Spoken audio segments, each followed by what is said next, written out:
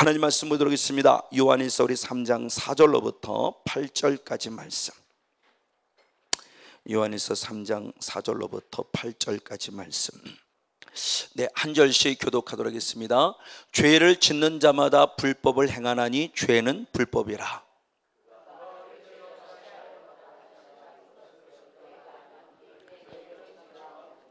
그 안에 거하는 자마다 범죄하지 아니하나니 범죄하는 자마다 그를 보지도 못하였고 그를 알지도 못하였느니라.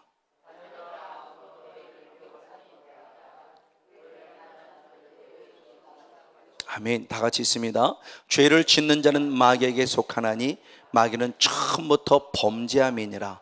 하나님의 아들이 나타나신 것은 마귀의 일을 멸하려 하심이니라. 아멘. 할렐루야.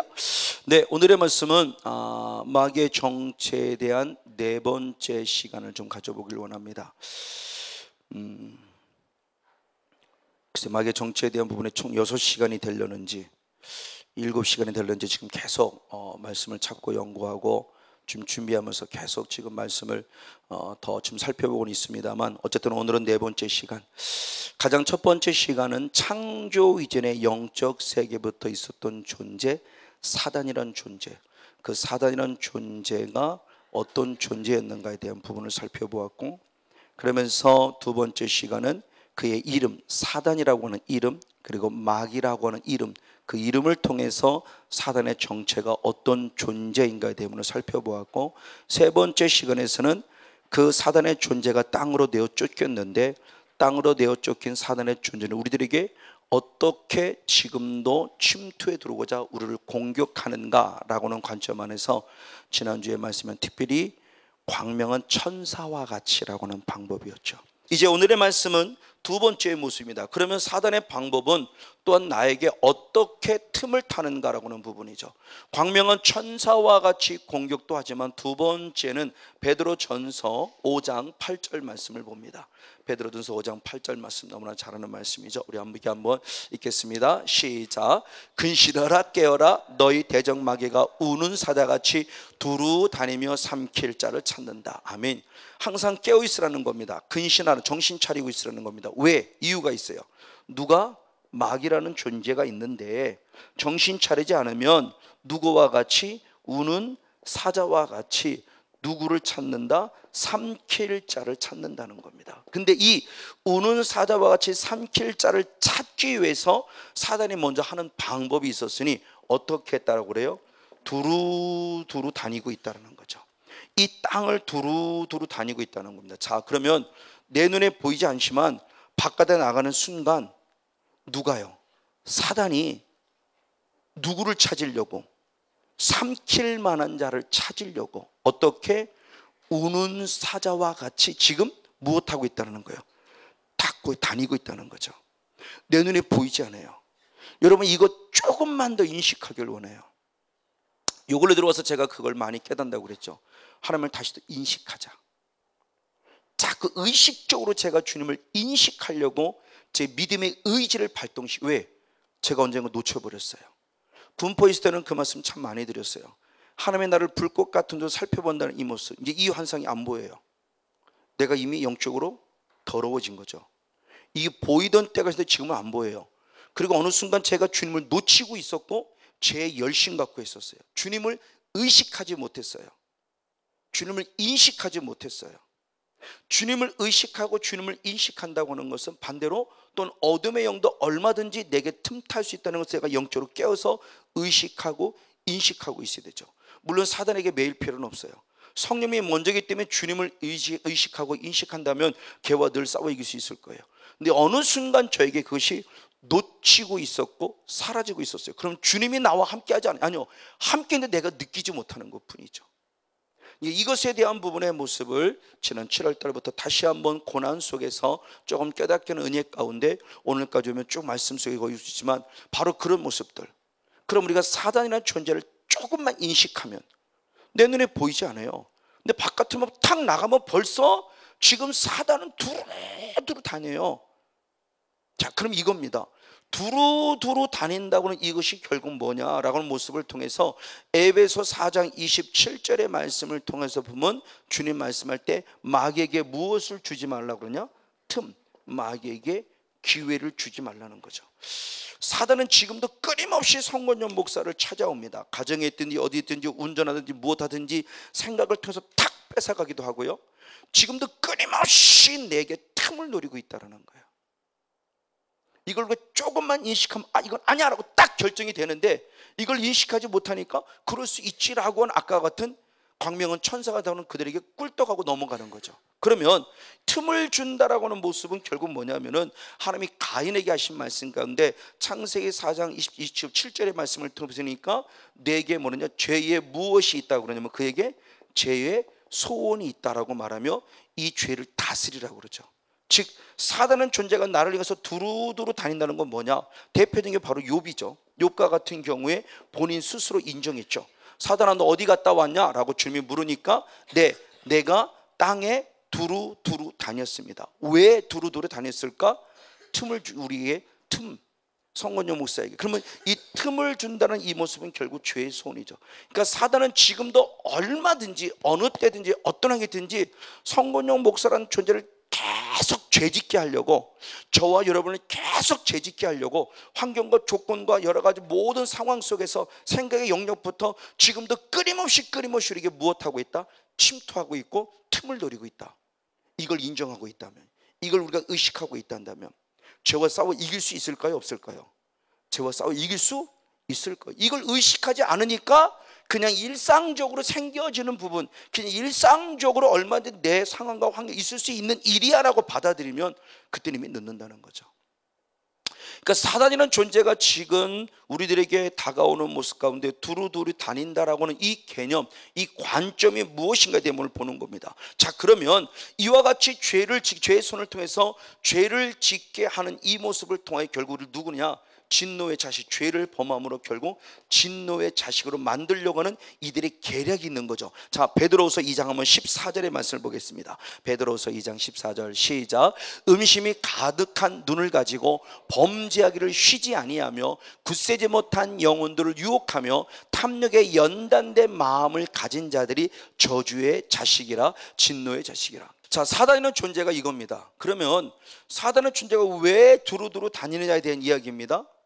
우리에게 틈을 노리게 했는데 무슨 틈이냐? 죄의 소원을 주는 틈이다. 그래서 죄를 짐으로 말미암아 우리를 결국 누구의 자식으로 만들기 원한다? 진노의 자식, 자기의 자식이죠. 그래서 죄를 짓는 자는 누구에게 속한다?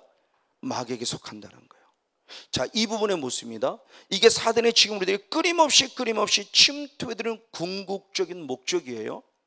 그래서 다음 주에 또 조금 다뤄보겠지만 사단의 존재가 내게 들어와서 병들게 하는 게 목적이 아니고요, 우리를 가난하게 하는 게 목적이 아니라는 걸 빨리 파악해야 한다. 걔가 병들게 하고 가난하게 하는 건 하나의 과정일 뿐이에요. 목표 지점은 아니에요. 죄라고 하는 통로를 통해서 병들게 해요. 죄라는 통로를 통해서 가난하게 만들어요. 근데 이 죄라고는 우리는 자꾸 눈에 보이는 현실인 가난, 눈에 보이는 현실인 질병이라는 부분 속에 염두에 두고 있지만 사단은 아니에요. 눈에 보이는 죄라고 하는 부분과 눈에 보이지 않는 그 다음 단계 사망이라는 부분을 그는 꿈을 꾸고 사단은 비전을 갖고 계속 성건용 목사의 틈을 노리고 있다는 거, 이거 빨리 인식해야 된다는 겁니다. 이거를 인식하지 않으면 문제가 있어요. 왜? 자, 보십시오. 이 저주, 이 진노의 자식, 그래서 죄를 통해서 저주를 받게 하는데 그럼 과연 이 저주가 뭐냐는 거예요. 이 저주라는 개념을 우리가 빨리 또 파악을 해야 이 저주라는 개념 속에서 우리가 더 진정한 자유함을 누릴 수 있는데, 저주라고 하는 부분은 결국 뭐냐면 신명기 27장 11절로부터 26절 말씀과 신명기 28장 15절로부터 68절 말씀이 대표적인 말씀이죠. 주님께서는 우리에게 축복을 선포하기도 하고 주님께서는 우리에게 저주도 선포했는데, 신명기 27장의 말씀을 통해서 보면은 그리심산에서 축복을 선포하기도 하지만 에발산에서 저주를 선포하기도 합니다. 그러면서 아주 중요한 말씀을 하신 게 있어요. 자, 신명기 27장 13절 말씀과 26절 말씀을 봅니다. 신명기 27장 13절과 26절입니다. 같이 한번 읽습니다. 시작. 루벤과 갓과 아셀과 스볼론과 단과 납달리는 무엇하기 위하여? 저주하기 위하여 어디에 섰다? 에발산에 섰으면서 이거 하지 마라, 이거 하지 마라, 이거 하지 마라, 이거 하지 말라고 쭉 얘기한 다음에 아주 중요한 말씀, 각 절절마다 꼭 마지막 붙은 말씀, 그걸 총 결산한 게 26절 말씀입니다. 역시 한번 같이 읽습니다. 시작. 이 율법의 모든 말씀을 실행치 아니하는 자는 저주를 받을 것이라 할 것이요 모든 백성은 무엇할지니라? 아멘할지라. 자, 하나님의 말씀입니다. 저주도 하나님의 말씀이고 축복도 하나님의 말씀이에요. 분명히 하나님의 말씀입니다. 그러면서 이 저주의 축복도, 근데 이 축복에 대한 말에 아멘 할지라고 하지 않고 저주의 말씀을 선포한 다음에 내가 너에게 원하는 대로 행하라, 행하지 아니하면 그것이 죄가 되나니 죄를 짓는 자는 무엇을 받을 것이다? 저주를 받을 것이다. 그러면서 저주를 받을 때 무엇 할지니라고 그래요? 아멘 할지니라고 그래요. 근데 만약 예를 들어 제가 여러분들에게 죄 지면 저주 씁니다, 죄를 지은 자는 저주를 받습니다, 그러면 여러분들 아멘 할 수 있습니까? 아멘 하십니까? 안 하세요? 나도 쉽지 않을 것 같아요. 아멘하는 것은 그렇게 되기를 원합니다, 그렇게 될 줄 믿습니다. 근데 저주 받고 싶지 않아요. 그렇죠? 그러니까 이 저주의 개념을 저는 뭐를 말하고 싶은 거냐는 거죠. 자, 보십시오. 이걸 누가 아느냐? 이 하나님의 말씀, 축복의 말씀이 뭔가 또 알지만 저주의 말씀이 무엇이 있는 거를 누가 지금 알고 있다? 마귀가 알아요. 그러니까 마귀도 말씀을 인용합니까? 인용하지 않습니까? 분명히 마귀도 말씀 기가 막히게 인용해요. 마귀는 하나님을 믿습니까? 믿지 않습니까? 분명히 믿어요. 마귀도 하나님을 알아요. 마귀도 말씀을 알고 있어요. 그럼에도 불구하고 그들은 구원이 없는 거죠. 그러면 마귀와 우리와 다를 바가 뭐가 있냐는 거예요. 우리가 지금 얘기하는 부분 속에 한 번 구원은 영원한 구원, 구원파 같은 한 번 구원은 영원한 구원이 돼버리면 마귀와 다를 바가 뭐가 있어요? 걔네도 믿어요. 성경이 분명히 말씀했어요. 마귀도 내가 하나님을 믿느냐? 잘하는도다. 마귀도 하나님을 믿고 하나님을 안다라고까지 얘기를 했어요. 잘한다. 근데 구원이 없단 말이에요. 그럼 그 마귀와 나와의 차이는 뭐예요? 우리는 그 말씀, 하나님을 믿고 예수님을 믿을 뿐만 아니라 하나님을 알 뿐만 아니라 그 말씀을 믿어요. 그래서 말씀이 내 안에 있어요. 그리고 우리는 그 말씀에 무엇하는 자예요? 순종하는 자예요. 근데 마귀는 절대 하나님 말씀에 순종하지 않아요. 이 차이예요. 그러니까 믿음이라는 개념에 대한 부분을 제가 수없이 여러분들이 말씀하는 거예요. 도대체 믿음이 뭡니까? 믿습니다가 믿습니까? 아닙니다. 믿기 때문에 순종하는 거예요. 사랑하기 때문에 순종하잖아요. 남편을 사랑하기 때문에 남편에게 뭐든 다 해주는 거예요. 아내를 사랑하기 때문에 뭐든 다 해주고요. 자녀를 사랑하니까 뭐든 다 해주는 거예요. 내가 저 사람한테 이걸 못 해주겠다는 것은 사랑이 없는 거죠. 사랑이 없으면 결국 미움부터 싹 트죠. 미움부터 싹트면 해주고 싶은 게 아무것도 없죠. 왜? 밥 먹는 거 꼴도 보기 싫은데 뭘 해줘요? 자, 이 사랑, 이 하나님의 향한 믿음, 이 믿음, 마귀의 존재가 성건용 목사가 이렇게 하면 축복받을 것도 알고 성건용 목사가 이렇게 하면 저주받을 것도 알기 때문에 어떻게든 성건용 목사를 축복받는 자가 아니라 저주받는 자를 만들기 위해서는 마귀는 하나님 말씀을 잘 알기 때문에 자꾸 하나님 말씀에 불순종하는 뭐를 범하게 하는 거죠? 죄를 범하게 해서 무엇을 받게 하는 거? 이 저주를 받게 하는 거예요. 자, 그럼 중요합니다. 저주는 하나님이 주는 겁니까? 마귀가 주는 겁니까? 저주는 하나님이 주는 거예요? 마귀가 주는 거예요? 하나님입니다. 저주를 받게 하는 자는 누구예요? 마귀고. 저주는 성건용 목사를 저주받게 하려, 마귀는 성건용 목사를 저주받게 하려 계속 죄를 짓게 만들어요. 근데 죄를 짓고 딱 나면은 그 다음에는 누가 저주를 주느냐? 하나님이. 왜? 하나님은 분명히 말씀했어요. 예레미야 14장 10절 말씀을 봅니다. 대표적으로 예레미야 14장 10절 말씀입니다. 같이 한번 읽습니다. 시작. 여호와께서 이 백성에 대해 말씀하시되 그들이 어그러진 길을 사랑하여 그 발을 금하지 아니하므로 나 여호와 그들을 받지 아니하고 이제 그들의 죄를 기억하고 그 죄를 벌하리라. 하나님은 분명히 죄를 무엇하신다? 기억하세요. 그리고 그 죄에 대해서 무엇을 내리세요? 벌. 이게 저주예요. 그래서 대표적인 말씀의 또 다른 부분 속에서 큰 바벨론을 상징하는 계시록 18장 4절의 말씀에 보면은 그들의 죄가 사무쳤다 그랬어요. 그들의 죄가 장성했다 그랬어요. 그래서 하나님은 그 죄를 무엇한다고 그랬냐? 기억하신다고 그랬어요. 그래서 5절 말씀에 반드시 벌할 것이니 너는 그들의 죄에 동참하지 말라 그랬어요. 죄에 동참하면 바벨론이 받는 저주를 동참한 너도 받는다고 말하며, 우리 주님은 죄를 기억하신다는 말이에요. 우리 하나님은 정확하신 하나님입니다. 이 말씀에 대한 의도를 우리가 잘 이해되고 이 말씀의 의도를 빨리 파악을 해야 돼요. 우리 저주를 자꾸 마귀가 갖다 주는 걸 생각해요. 아니요, 저주는, 마귀는 죄를 지켜서 저주를 받게 하는, 왜? 말씀을 누구보다 정확하게 잘 알아요. 마귀도요. 성권용 목사, 마귀가 아마 말씀을 더 잘 알지도 몰라요. 근데 그 저주라는 것을 알고 있기 때문에 저 저주를 받게 하려고 성권용 목사와 저와 여러분의 삶을 그동안 끊임없이 우리를 저주의 삶 속에 빠지게 했어요.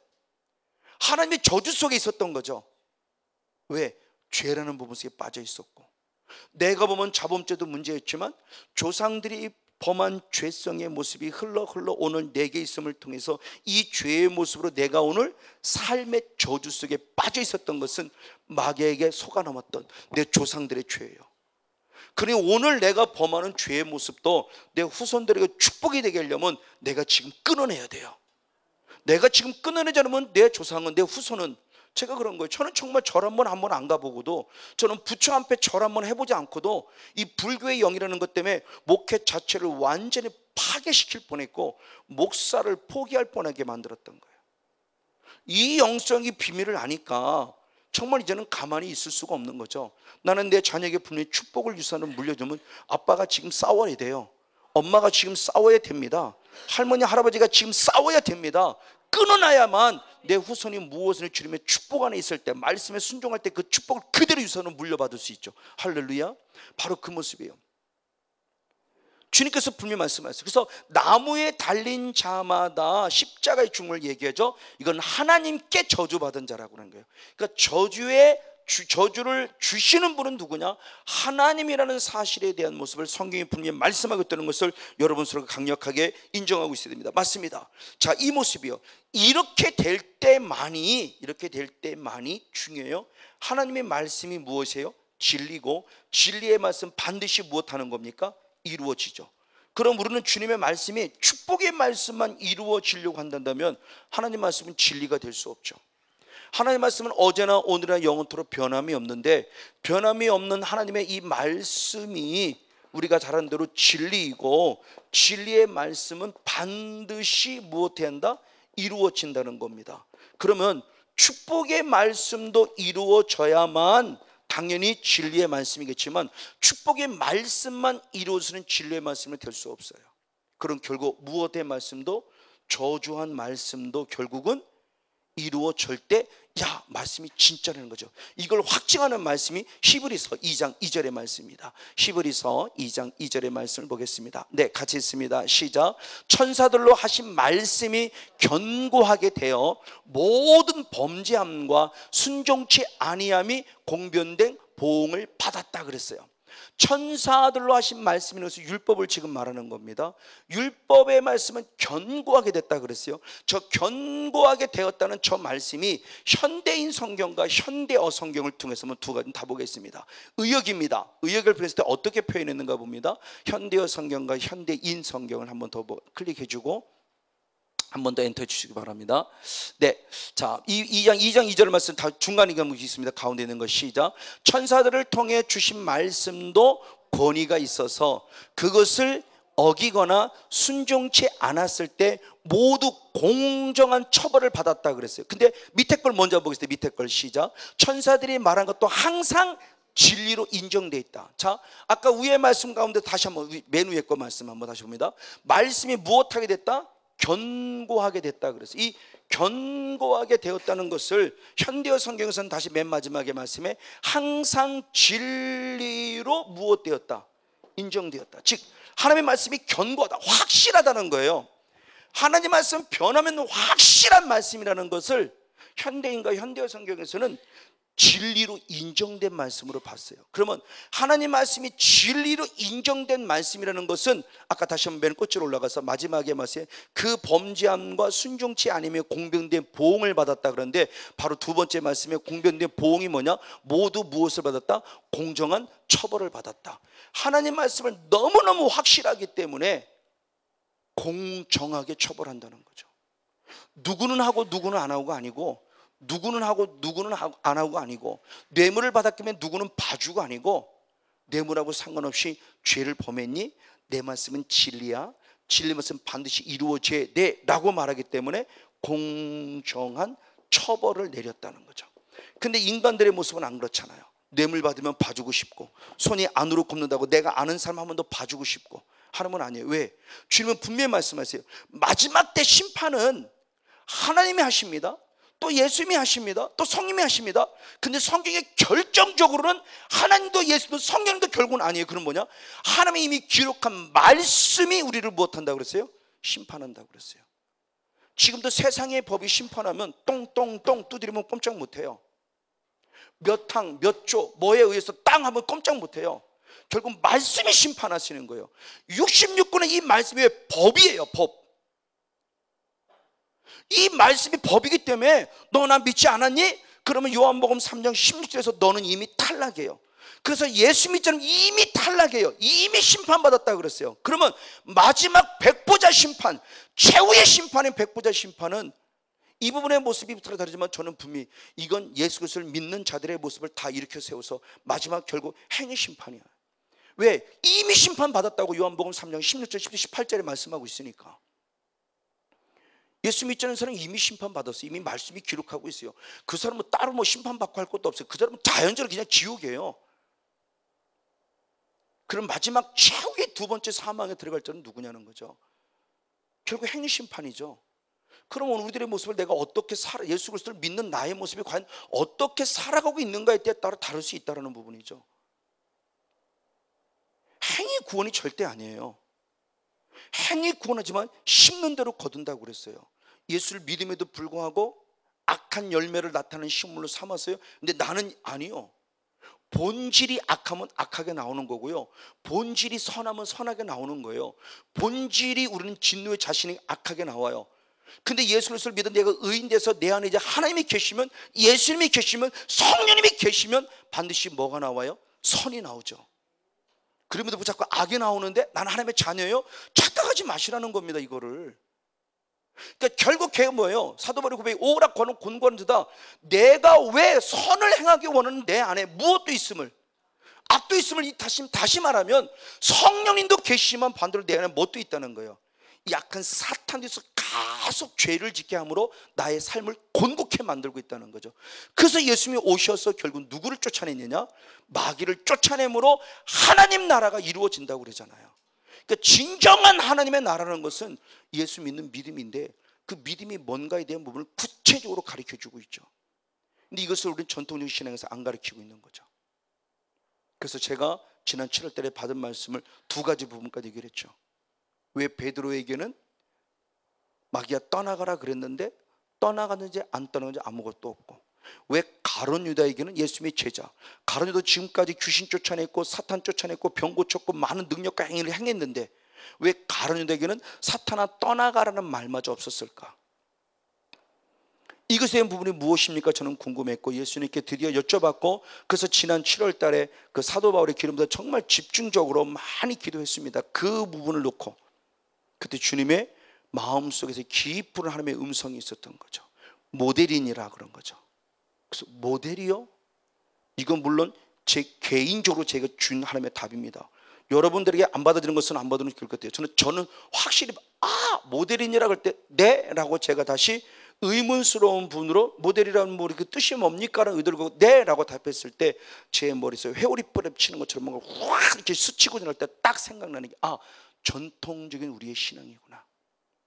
그럼 두 가지 그룹이죠. 성령 사역을 인정은 하는데 완벽하게 들어오지 않는, 인정은 하면서도 약간 뭔가 멈칫거리면 사탄은 떠나가. 우리도 그동안 해왔어요. 저도 해왔는데 사탄은 떠나지 않고 걔 안에서 계속 나를 괴롭혔던 거예요. 반면에 어떤 사람은 정작 성령 사역을 인정하지 않죠.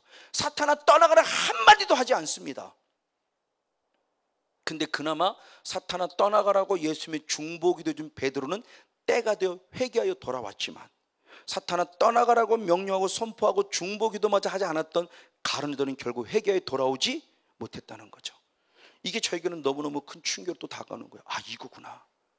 그러니까 부모님이 지금 자녀들을 위해서 지금 당장 돌아오지 않은 것도 여러분 선포하고 기도하라는 겁니다. 그러면 때가 되면 회개에 돌아온다는 거죠. 그냥 가둬놓은 채로 수수방관하고 놔둬버리면 때가 돼도 회개에 돌아오지 못하죠. 이것이 우리들의 모습이란다면 우리는 지금 어떤 모습으로 같이 살아갈 것이냐, 바로 이 모습이에요. 그래서 하나님 말씀은 반드시 진리의 말씀이고, 진리의 말씀이기 때문에 확실히 이루어지는데 공정하게 이루어진다. 이래야 진리의 말씀이다. 그래서 이걸 고백한 자가 누구냐? 다니엘이에요. 다니엘서 9장 11절. 시작. 온 이스라엘이 주의 율법을 범하고 치우쳐 가서 주의 목소리를 청종치 아니하였으므로 이 저주가 우리에게 내렸을 때 곧 하나님의 종 모세의 율법 가운데서 기록된 맹세대로 되었사오니 이는 우리가 주께 범죄하였음이니이다. 아멘. 다니엘이 자신의 삶을 뒤돌아봅니다. 아니죠, 민족의 삶을 뒤돌아보는 거죠. 왜 우리가 바벨론의 포로가 될 수밖에 없었는가에 대한 모습을 근원적인 원인부터 쭉 살펴보니까, 아, 우리가 하나님께 우리가 청종치 아니했다, 말씀에 순종치 아니했다, 이것이 결국 죄였다. 하나님 앞에 우리가 죄를 범한 결과였구나. 이 죄를 범한 결과가 무엇에 기록된 대로, 율법에 기록된 대로 내게 무엇했구나, 이루어졌구나라고 말합니다. 그러면서 13절의 말씀에 더 나아가 이렇게 표현했어요. 이루어졌다 한다면 빨리 회개하면 돌아오는데, 회개치 않은 것에 대한 부분도 주님 앞에 용서를 구하고 있음이 느헤미야를 통해서 봅니다. 13절의 말씀 역시 봅니다. 13절 말씀 시작. 모세의 율법에 기록된 대로 이 모든 재앙이 이미 우리에게 임하였사오나 우리는 우리의 죄악을 떠나고 주의 진리를 깨닫도록 우리 하나님 여호와의 은총을 간구치 아니하였나이다. 아멘. 하나님의 도움을 구하지 아니했어요. 기도하지 않았어요. 회개하지 않았어요. 영적 싸움을 하지 않았어요. 저것 때문에 이 결과가 왔음을 알면 문제를 통해서 답이 나온 거죠. 왜? 죄를 범했기 때문이니 빨리 무엇해야 되고 회개해야 되고, 그리고 회개로 끝나지 말고 성령을 받아서 그 죄성을 끊어내야 되는데 안 한 거죠. 다니엘은 거기까지 깨달은 거예요. 아, 이게 말씀대로 이루어지는 거구나. 하나님이 이미 수없는 선지자, 이사야부터 시작해서 예레미야, 수없는 선자를 통해서 얘기했던 그것이 그대로 이루어진 거예요. 하나님의 말씀이 선포된 그대로 이루어진 거예요. 내 죄 때문에 이루어진 거예요. 근데 현상이 벌어져 저주 받은 것도 중요하지만 더 억울한 건 뭐냐, 그걸 발견했으면 회개하였고, 회개된 다음에 죄악을 끊어야 되는데 회개하지 않았고 죄악을 끊지 않았던 부분 속에 대해서 회개하는 모습. 그래서 로마서 2장 5절 말씀에도 하나님의 진노하신 하나님의 오래 참을 멸시해요.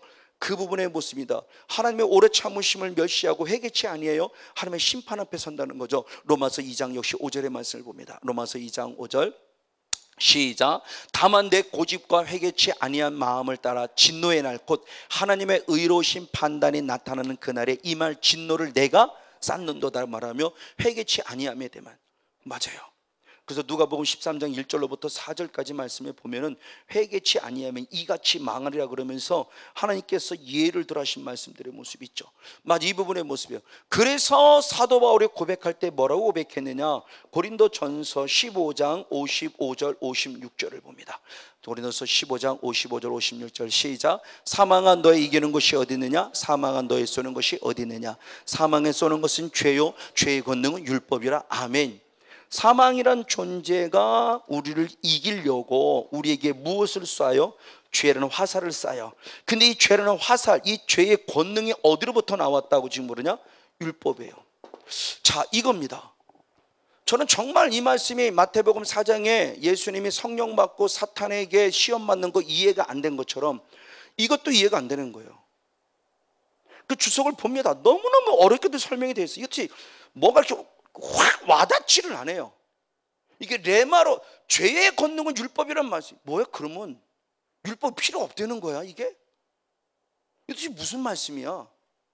아니 율법은 그게 아닌데 죄의 권능이 율법이라서 뭐야? 그러면 율법을 통해 죄짓기 아닌데, 그게 아닌데, 그럼 이 뜻이 뭐야?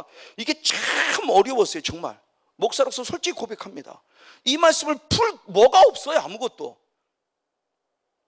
지식적인 말씀으로도 그는 이 말씀이 수 없는 주석들을 보면서 찾아보지만 쉽게 이해가 되는 말씀이 하나도 없어요. 다 어려워요. 정말 제가 가지고 있는 이 국어를 깨달아서 이해하는 모습으로는 어려워요. 너무 어려웠어요. 제 마음에 와닿질 않아요. 근데 그 은혜를 입고 로마서 7장의 말씀과 연결 깨달아, 이거구나 깨달아진 거. 이게 너무너무 저는 중요한 말씀을 생각되져요. 죄의 권능, 결국 뭐냐? 사망한 너 이기는 것이 어디 있느냐? 이 사망이라는 존재를 단순히 우리가 육적인 부분에서, 여기서는 문자적 의미 자체, 문자 자체를 해석하면 안 되고, 사망을 가다주는 존재가 결국 누구예요? 사단이죠. 의인화시킨 거죠 결국. 그러면 사단아, 네가 이기는 게 어디 있냐? 너는 진다. 근데 네가 이기게 하려고 지금 나에게 뭐를 범하게 했구나? 네가 쏘는 것이 죄구나. 죄의 화살을 쏜다는 거죠. 근데 이 죄의 화살을 쏜 이 힘, 이 권능, 이 dynamis, 이 강력한 이 죄의 권능이 어디서, 능력이 어디서 나왔냐 보니까 이거더라는 거예요. 율법으로부터 나왔다는 거예요. 그러니까 이 말씀에 대해서 여러분 잘 이해를 해야 생각해요. 먼저 이게 율법이라는 먼저 기능을 먼저 알아야 될 것 같아요. 그러니까 율법이라는 것 자체가 우리들에게 주는 기능이 뭐냐라는 부분의 모습입니다. 이것이 결국 우리가 하나님의 말씀에 대한 무지죠. 저를 비롯해 우리도 너무 무지예요. 무지한 모습을 가지고 이것을 내가 이해하지 못했으니까 숙제 넘어가 버리고 그냥 이런 말씀만 있어라고, 내가 깨닫지 못해 그냥 넘어갑니다라고 넘어가면 되는데, 그걸 이해하지 못하는 억지로 풀어가려고 하니까 이런 문제들이 생기면서 결국 오늘 우리들에게 어떤 결과를 갖고 왔냐? 신학의 문제가 있고, 결국 이런 부분의 모습이 율법이 우리들의 의식 속에 상당히 부정적 의식이 너무 강하게 사로잡혀져 있어요. 그래서 구약이란 자체가 필요 없는 것처럼 돼버리고, 율법이라는 자체를, 율법을 구약과 연결시켜서, 그래서 우리들의 모습에서 성경도 모르지만 신약은 분명 믿음으로 구원하는데, 구약의 신약은 믿음의 시대이면 구약은 뭡니까? 그러면 거의가 대부분 다 율법의 시대라고 그런단 말이에요. 왜? 목사님이 그렇게 배워왔거든. 신학교에서 믿음장에 기록된 그 선조들은 신약 사람입니까? 구약 사람입니까? 다 구약 사람이에요. 근데 구약 사람은 율법으로 살았습니까? 믿음으로 살았습니까? 다 믿음으로 살았어요. 믿음으로 구원 얻다고 성경 자체가 기록하고 있는데, 율법의 시대라고 말하면 그 사람들은 뭐예요 도대체? 아니에요. 구약도 믿음으로 다 구원 얻은 자들이에요. 근데 왜 우리들 속에 이런 의식이 사로잡히냐? 잘못 가르친 거죠. 누군가가 잘못 깨달은 것을 잘못 가르쳐도 잘못 받은 걸 그대로 받아갖고 나도 진리인 것처럼 그대로 전하는 거죠. 그러니까 우리들이 속에 율법은 나쁜 거 없애버려. 율법 나쁜 거 없애버리면 우리가 구약이 지금 뭐로 필요해요? 구약 자체가 필요 없죠. 지금 신약만 갖고 하면 되죠. 하나님께서 구약의 성경을 왜 쓰셨을까요? 성령의 감동으로 왜 쓰게 하셨을까요? 구약 필요 없어요. 기껏 인용한다는 건 축복의 말씀. 그리고 뭐라고 하면 그건 구약은 구약에서 끝났대. 구약에서 끝날 것 같으면 이 역사가 왜 우리에게 지금 필요해요? 구약에서 끝날 것 같으면 지금 이스라엘 역사가 내게 뭐가 필요하고, 아브라함의 역사가 내게 뭐가 필요하고, 다윗의 이야기가 내게 뭐가 필요해요 지금요?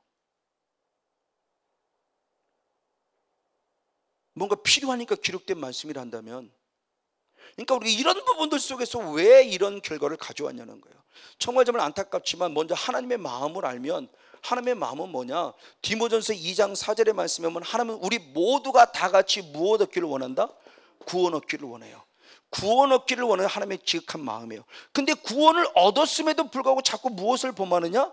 죄를 범해서, 구원을 얻었는데 죄를 범해서 자꾸 나는 어디로 가고 있냐? 사망을 가는. 그러니까 하나님의 의도는 저게 아닌데, 얘들아, 성목사, 나는 너를 구원했어. 할렐루야, 감사해. 근데 왜 죄범하니? 너 죄범은 사망이야. 왜? 주님이 이미 창세기에 말씀한 부분이죠.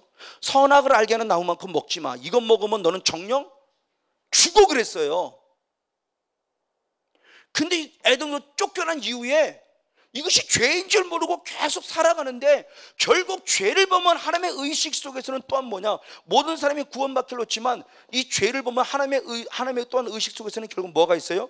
사망이 있는데, 구원받은 내가 하나님의 그걸 죄를 죄라고 여기지 않으니까 나는 죄를 범했다는 생각을 안 하고 있는 거고, 그래서 나는 구원했다고 자기 착각 속에 있지만 하나님의 법칙은 내가 구원을 얻었다 함에도 불구하고 죄를 범했기 때문에 나는 결국 뭐예요? 사망이에요. 이것이 잘 기억한 게 로마서 5장 13절 14절 말씀, 로마서 5장 13절 14절 말씀을 봅니다. 같이 한번 읽습니다. 시작. 죄가 율법이 있기 전에도 세상에 있었으나, 자, 율법이 있기 전에 죄가 있었어요, 없었어요? 있었어요. 근데 율법이 없기 때문에 죄를 죄로 여기지 않았어요. 죄는 끊임없이 지금 벌어지고 있어요. 사단의 존재는 계속 구원받은 이스라엘에서 죄를 범하게 했어요. 근데 주님이 죄를 죄로 여기지 않았어요. 죄를 죄로 여기지 않았지만 하나님의 법칙은 이미 먹으면 정령 죽음이라는 영적 법칙을 가지고 있었어요. 그러다 보니까 그들이 14절 말씀에 아담으로부터 모세까지 아담의 범죄와 같은 죄를 짓지 않았음에도 불구하고 사망이 무엇하고 있어요? 왕노릇하는 거예요. 이 사망의 왕노릇, 단순히 죽음이라는 사망이 아니라 사망의 주체가 누구죠? 사단이 왕노릇하며 구원 얻은 자를 계속 뭐를 범하게 하는 거예요? 죄를 범하게 하는 거죠. 그래서 안 되겠다, 죄가 무엇인지 알게 해야 되겠구나, 죄를 죄로 알지 못하니까 이런 결과가 왔구나. 그래서 하나님이 주시는 것이 이제 에덴 동산에서 애굽에서 그들을 끄집어낼 때 광야 교회로 들어와서는 그들이 하나님이 주신 것이 우리 잘 아는 대로 출애굽기 20장부터 말씀에 무엇을 주느냐? 하나님의 말씀이 율법 10계명을 주시죠. 왜? 죄가 무엇인지 알게 하기 위해서. 그래서 로마서 3장 20절을 봅니다. 로마서 3장 20절 역시 한번 같이 읽습니다. 시작. 그러므로 율법의 행위로 그의 앞에 의롭다 하심을 얻을 육체가 없나니 율법으로는 죄를, 그렇죠, 죄를 깨닫게 하기 위함이에요. 성목사 이거 죄다 이거예요. 성문법입니다. 이제는. 그동안은 구전이었어요. 구전. 귀로 들었어요. 귀로 들었기 때문에 하나님 앞에 가서 얘기합니다. 나 그 소리 못 들었는데요. 우리 아버지한테 그 소리 못 들었는데요. 선악을 알게 하는 나무 먹으면 난 죽는다는 얘기 못 들었어요. 죽을까 하는 얘기는 들었는데 죽는다는 얘기는 못 들었는데요. 그러면서 계속 말씀을 변질시키니까 우리 전혀 핑계치 못하게 하기 위해서 드디어 성문법, 주님께서 돌에 확실하게 말씀을 새겨서 모세를 통하여 그 품에 안고 내려와 이스라엘에 선명하게 보여줬습니다. 누구도 핑계치 못합니다. 이제 왜? 기록되어 있어요. 못 읽었다고요? 안 들었? 아니요, 이제는 소용없어요. 이미 기록해놨어요. 내가 지금 헌법을 모릅니다. 헌법을 몰랐기 때문에 죄를 범했는데 너 몰랐니? 몰랐구나. 몰랐으면 내가 봐줄게. 아닙니다. 아무리 몰랐어도 몇 항 몇 조 땅땅땅 두드리면 나는 죄인이에요. 나는 그것이 죄인지도 몰랐는데 이미 법은 기록되어 있어요. 그때는 이미 늦는다는 겁니다.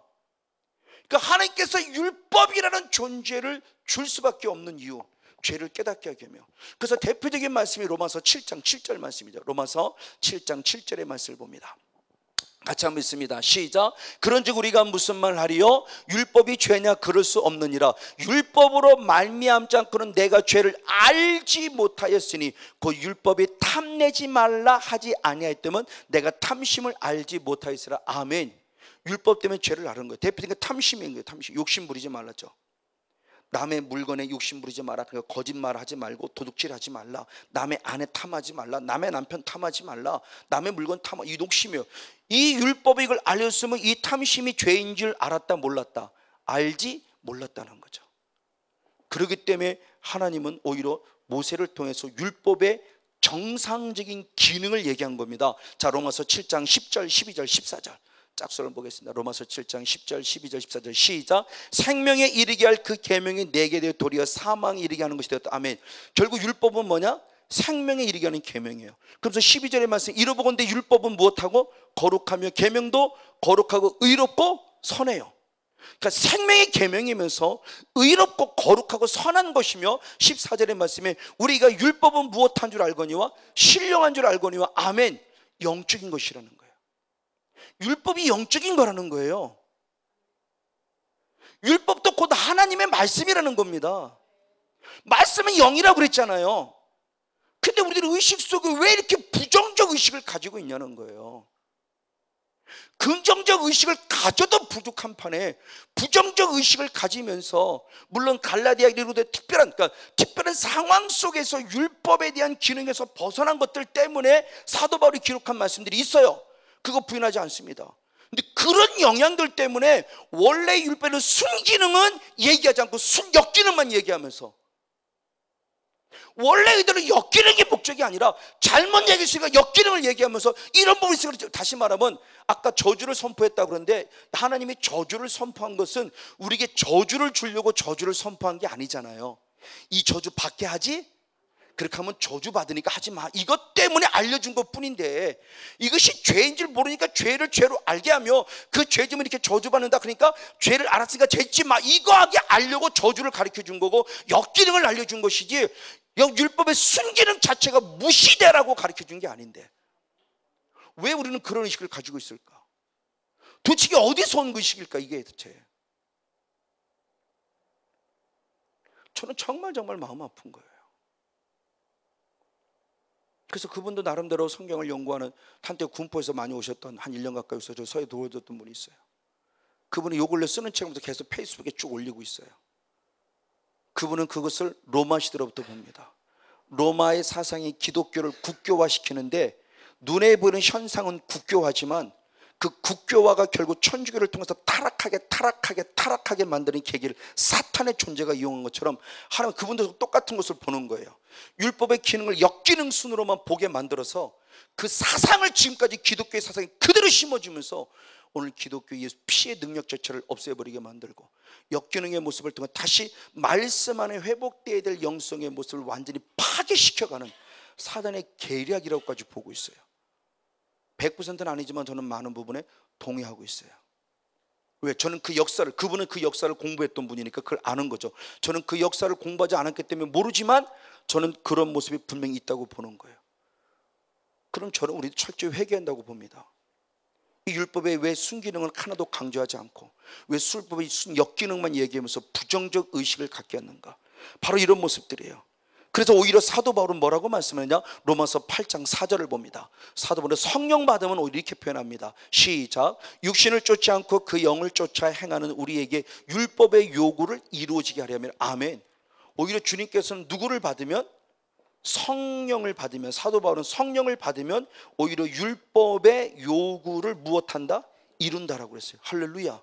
이게 이번에 하나님의 의에 대한 부분을 얘기했을 때 디카이 오마, 이게 율법의 요구, 율법의 기능. 오히려 성령 받으니까 합니다. 그러면 사도 바울이 로마서 8장 4절을 쓴 것이 자기가 갑자기 받은 거 아니, 이미 구약에 기록된 말씀을 그대로 인용합니다. 에스겔서의 말씀입니다. 에스겔 36장 27절. 에스겔 36장 27절 말씀입니다. 역시 한번 같이 읽습니다. 시작. 또 내 신을 너희 속에 두어 너희로 내 율례를 행하게 하리니 너희가 내 귀를 지켜 행할지라. 성령을 너희 속에 두어 성령을 내게 부어주어. 왜 성령을 부어줬느냐? 다른 것 아닙니다. 예수님의 하나님의 말씀이 율법을 행하게 하며 그 귀를 지켜 행하게 성령 주셨다. 이 말씀을 사도 바울이 인용해서 로마서 8장 4절의 말씀을 쓴 거예요. 즉 성령께서 로마 사도 바울에게 에스겔 36장 20절 말씀을 생각나게 하신 거죠. 그리고 결국 로마서 8장을 쓸 때 성령을 통해서 죄와 사함을 이긴다. 가장 먼저 첫 번째 딱 쓴 것이 뭐냐? 성령을 받으면 율법의 요구를 이룰 수 있다라고 쓴 거예요. 율법이 필요 없을 것 같으면 성령을 통해서 율법의 요구를 뭐하러 이루게 해요? 율법이 부정적인 것 같으면 뭐하러 성령받아 율법의 요구를 이루게 하냐고요. 그러면 성경의 말씀을 들으면 되겠지만 말씀대로 사는 게 쉽습니까? 어렵습니까? 할렐루야. 말씀은 하나도 어렵다고 한 분이 하나도 없어요.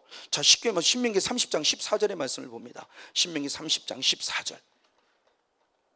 신명기 30장 14절 말씀을 한 목소리로 같이 한번 읽겠습니다. 시작.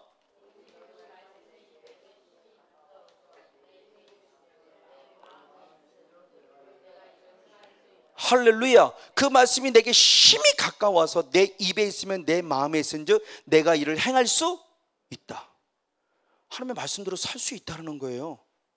사는 게 지극히 당연한 거고요. 하나님의 의를 입은 자는 하나님의 의를 이루어 드려야 되는 게 지극히 당연하다고 그랬잖아요. 그래서 하나님의 의에 대한 관점의 모습을 세 각도의 모습으로 여러분과 함께 이번에 8월 9월달 성경 함께 나누었었죠. 이 하나님의 의에 대한 개념이 안 잡혀지니까, 하나님의 나라도 모르고 하나님의 의도 안 잡히니까 우리가 살아가는 모습이 정말 잘못된 모습이고 말씀대로 사는 게 너무너무 어렵다. 그렇죠? 사탄이 가득해 있으니까 말씀대로 사는 게 어렵죠. 왜? 걔는 죄를 짓게 하는 놈인데. 이 말을 달리 말하면 말씀대로 사는 게 어렵다라고 말한 사람은 결국 내 안에 성령이 계심이 아니라 누가 있다는 얘기예요. 사단의 영이 가득하게 있으니까 말씀대로 사는 게 어렵죠. 그럼 십계명, 우리가 지금 십계명대로 살고 있습니까? 안 살고 있습니까? 잘 살고 있잖아요. 여러분, 말씀대로 사는 걸 너무 어렵게 생각하니까, 왜? 어렵다는 걸 계속 교육으로 받아왔거든요. 교육으로. 말씀대로 사는 건 어려워. 말씀대로 사는 건 너무 어려워. 정말 그렇죠? 성령 충만하지 않으니까 말씀대로 사는 게 너무 어려웠던 거예요.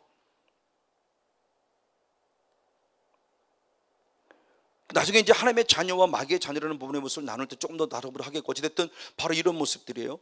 자, 이런 모습을 통해서 주님께서 주신 은혜가 있는데, 이것들의 모습을 사단의 존재가 하지 못하게 한 거예요. 그러면 어떻게 해서 사단의 존재가 하지 못하겠는가? 왜 우리가 부정적 의식을 가지며 그렇게 살아갈 수밖에 없었는가? 이 얘기가 나옵니다. 로마서 7장 7절로부터 11절인데 7절, 8절, 10절, 11절 7절, 8절, 10절, 11절입니다. 같이 있습니다. 시작. 그런즉 우리가 무슨 말이라 율법이 죄냐? 그럴 수 없느니라. 율법으로 말미암지 않고는 내가 죄를 알지 못하였으니 곧 율법이 탐내지 말라 하지 않았으면 내가 탐심을 알지 못하였으라. 아멘.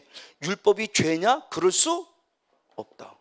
율법이, 그러니까 죄의 권능이 율법이라고 말하는데 이 죄에 대한 모습을 모르니까 지금 사도 바울의 모습은 몰라 쓴 것이 아니라 왜 사망이란 존재가 어떻게 율법이라는 것을 잡고 지금 일하고 있는가에 대한 부분을 얘기할 때 아까 고린도서 15장 56절을 얘기한 거예요. 율법이 죄냐? 그럴 수 없다는 거예요. 율법은 우리가 말씀을 알게 한다는 거예요. 그런데 8절로부터 보니까 이렇게 말씀하고 있어요. 그러나 죄가 무엇을 타서? 기회를 타서. 그럼 이 죄는 단순히 우리가 범하는 행위의 죄를 말하고자 함이 아니죠. 역시 또 의인적으로 말해서 의인법적으로 해서 이거 지금 누구를 상징하고 있는 거냐? 내 안에 지금 누가? 사단이란 존재가 무엇을 틈타고 왔다는 거예요? 기회. 이게 산 틈을 누리는 거죠. 이 기회를 말씀에 대한 이 기회를 틈을 타서 계명으로 말미암아 내 속에서 각양 탐심을 이루었나니 이는 법이 없으면 죄가 죽은 것이라. 결국 기회를, 그러니까 탐심이 뭔지 알려졌어요. 욕심 부리지 마. 남의 거 욕심 부리지 마. 욕심 부리지 마. 왜? 야고보서 1장 14절 15절의 말씀에도 우리가 시험을 당하는 것은 내 무엇 때문이요? 욕심 때문이요. 욕심이 잉태한 즉 죄를 낳고 죄가 장성한 즉 사망을 다. 욕심 때문을 얘기했어요. 그래서 욕심이 뭔가를 알려줬어요. 남의 것. 그러니까 내가 주는 감정을 자꾸 남의 것을 보면서 저거 내 거였으면 좋겠다, 내 거였으면 좋겠다고 탐하는 게 욕심인 거예요. 이걸 알려주면 하지 말란데 사단은 오히려 그 하지 말라는 말씀을 기가 막히게 이용해서 자꾸 보함직스럽고 먹음직스럽고 죄를 탐스럽게 만들어서 우리나라 속담이지만 내 것보다 남의 거 더 커 보인다고. 내 떡은 똑같은 떡인데 내 떡은 요만한 남의 떡은 더 커 보인 것처럼. 그러니까 사단의 존재가 하지 말라는 말씀, 그 말씀을 오히려 하게 만들고 있더라는 거예요. 기회를 틈타서. 그러니까 우리들도 그렇잖아요. 애들도. 그래서 애들 저놈은 아주 얄밉게 영특해 이런 놈 있잖아요. 얄밉게 영특한 애도 있잖아요.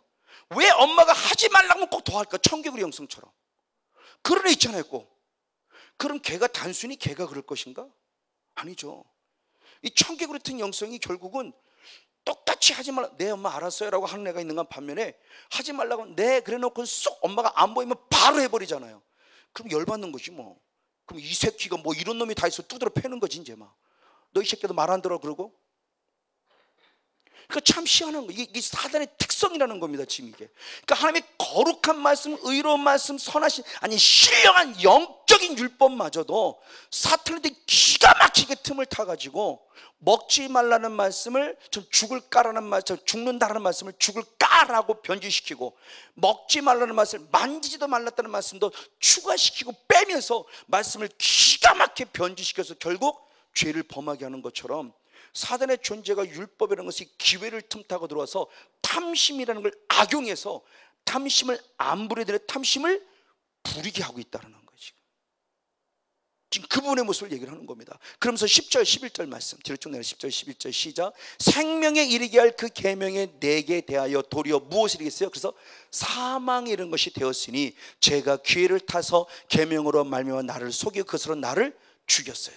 그래서 아까 얘기했듯이 이 사단의 존재가 사단아 네가 쏘는 것이 어디 있느냐, 네가 쏘는 것이 네가 이기는 것이 어디 있냐, 네가 쏘는 것이 어디 있냐, 네 쏘는 것이 결국 뭐요? 죄요. 이 죄가 결국 뭐라고 하는 거예요? 죄의 권능이 결국 뭐라는 거예요? 율법. 그 모습을 얘기하는 겁니다 지금. 그 모습을. 그러니까 고린도서 15장이 부활장인데 부활의 소망을 가지고 살아야 될 우리 존재의 모습을 결국 부활의 소망에 이르지 못하게 하는 것은 우리의 결국 뭐예요? 죄라는 거죠. 근데 이 죄의 권능이 어디서 왔냐? 율법에서 왔다. 그리고 율법 자체가 나쁜 거냐? 아니다. 지금 누가? 사단은 존재가 기가 막히게 틈을 타서 율법을 통해서 오히려 죄를 범하게 하고 있다는 거죠. 그래서 사도 바울이 그걸 깨닫는 거죠. 이거구나. 그 사단이 죄의 권능은 율법이라는 말이 이런 의식이구나. 그러니까 이런 의식 속에서 이 부분의 모습은 얘기하지 않고 부정적 의식만 가지고 얘기했을 때 오늘 우리들의 모습이 그 부분 속에 다 쓰러지고 넘어지는 모습이 있는 거죠. 저거 유튜브 깨닫은 지 얼마 안 됐어요. 항상 그분은, 저는 이거는 기도했던 건 아니고요. 로마서 7장을 그렇게 읽었어도 이게 안 깨닫지다가 로마서 7장에 있는 건 이 말씀에 딱 한 번 이렇게 실타하면 딱 풀어지니까 이거구나 하고 딱 풀어지니까 그것이 계속 풀어지는 거죠. 너무너무 저는 감사한 거예요. 이런 모습 때문에 율법에 대한 이 모습을 지금 사단이 기가 막히게 알고 가는구나. 율법은 신령한 거라고 했어요. 푸념합니다. 영이에요. 영. 율법도 하나님 말씀이 영이라는 것처럼 신약의 말씀만, 예수님의 말씀만 영이 아니라 율법으로 기록된 말씀도 영이에요. 신령해요. 근데 사단이 그걸 기가 막히게 영위하는 거죠. 성령 안에 신령하게 만든 것이라 악한 영에 만들어 사망을 갖다 주는 바로 이 모습. 그러면 이 모습을 우리가 충분히 이해를 하면서, 그러면 사단의 존재가 아까 했듯이 죄 짓게 할 때 무엇과 같이 다가오느냐? 베드로도 다시 한번 5장 8절을 보면 무엇이라고 그랬어요? 우는 사자와 같다 그랬어요. 그러면 우는 사자와 같다라는 표현이 결국 뭐냐? 이분의 표현을 잘 설명한 것이 바로 성경의 말씀을 읽을 때 현대어 성경입니다. 현대어 성경으로 한번 베드로전서 5장 8절 한번 더 보겠습니다. 현대어 성경 시작. 여러분의 최대의 적인 누가? 사단의 공격에 대해서 정신 차리고 경계하십시오. 사단은 뭐가 고파서? 배가 고파서 울어대는 사나운 사자처럼 찢어 삼킬 먹이를 찾아다니고 있습니다. 우는 사자를 의역한 거예요. 현대 성경은 우는 사자가 어떤 것이라는 것을 표현하고 있는 겁니다. 너무너무 배가 고파요. 그래서 어떤 자를 잡아먹어야 되는데 그걸 갈기갈기 찢어서 잡아먹는다라고 하는 이 대표적인 모습을 통해서 사단의 성향이 어떤 성향인 것을 현대어 성경이 지금 잘 해석해 주고 있어요. 자, 분명히 있습니다. 내 안에 창조신 영이 있어요. 이 영의 양식은 하나님의 말씀이에요. 내 안에 반대로 성령만 계신 것이 아니라 사도 바울의 고백처럼 누구도 있어요? 악한 영도 있어요. 그럼 악한 영의 양식은 뭘까요? 죄입니다. 그러니까 얘가 살려면 성문의 목소리를 계속 죄짓게 하는 거예요. 한 번만 해봐, 한 번만 해봐, 한 번만 해, 괜찮아. 그렇죠? 이게 광명은 천사같이, 야 그거 한 번 한다고 죄니? 한 번 할 수도 있지, 한 번만 해봐. 왜? 그래야 얘가 배고파서 자기가 살 수 있으니까. 성목사가 죄를 지어야 죄라는 것이 쏙 들어오면 나는 배부르고 얘는 자라나고. 그러니까 이 사단의 이 성향들의 모습을 보면 이것을 단순히 그냥 죄, 이런 행동으로 보면 이런 개념의 어린아이 신앙이 좀 뛰어넘죠, 좀. 그래서 영의 세계를 경험한 잘한다면 좀 뭔가 바라보는 눈이 좀 달라지자, 좀 이제. 이래야 뭔가 좀 싸우는 것 같고 이게 뭐 승리하는 것 같으지. 맨날 두드려 맞고 맨날 아버지 또 당했어요. 그러면 맨날 아직도 어린아이 신앙에 머물러서 죄 짓고 맨날 두드려 맞을 거냐고요. 저는 정말 이게 너무너무 억울한 거예요, 이게요. 이걸 몰랐을 땐 저도 그랬으니까. 여러분의 자녀가 맨날 나가서 나이 어리다고 몸 약하다고 맨날 두드려 맞고 하면 됩니까? 그래서 태권도도 가르치고 뭔가 가르쳤는데 아무리 가르쳐도 말이에요. 그렇게 가르쳐도 두드려 맞고만 들어오면 얼마나 열받아요. 하나님은 얼마나 열받겠어요. 야 이놈아 너는 내 아들인데 왜 그래? 왜? 주님의 의도는 그게 아닌데 지금 이게 이렇게 돼버렸어요. 그러니까 사단이란 존재가 광명한 천사같지만 두 번째 우는 사자인데, 우는 사자에 다가온다는 이 개념의 모습이 무엇인가? 그걸 대표적으로 설명한 게 계시록 12장 12절로부터 17절인데 12절 13절 말씀 읽고 17절 말씀 읽어보겠습니다. 같이 한번 읽습니다. 시작. 그러므로 하늘과 그 가운데 거하는 자들은 즐거워하라. 그러나 땅과 바다는 화 있을진저 이는 마귀가 자기의 때가 얼마 남지 않은 줄을 알므로 크게 분내어 우리에게 내려갔습니다 하더라.